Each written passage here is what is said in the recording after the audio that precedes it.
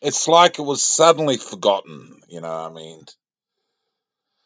they were, to truth to tell, a lot of the people coming in were sort of Gentiles who were sort of, some of them were God-fearers and stuff, which was sort of no hides even really, just Gentiles hanging around Israel at the time. But some of the people coming into the church were God-fearers and Gentiles and stuff. But what quickly enough replaced the thought that God was one being, which was the thought in Torah, was the thought in Judaism, as it came to be called, the faith, I suppose, the Torah faith.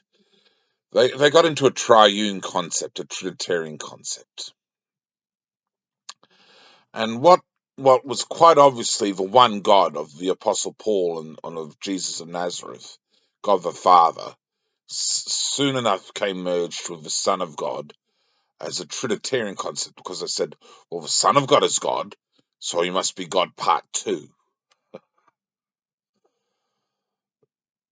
The revelation was that God had a son, not that God had a God part two. That was the revelation of the Christian church. Now, the Unitarian Catholic Church and Noahide Friends of Catholicism, we've gone a bit further than that and realized that Jesus, he was only having a go at being Christ. He wasn't really the Messiah. The prophecies are questionable to start with, but he does not really fulfill those prophecies properly.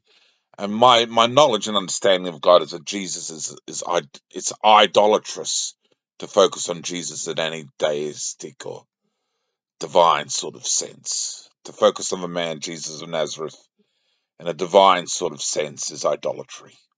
It's sinful. He's only human.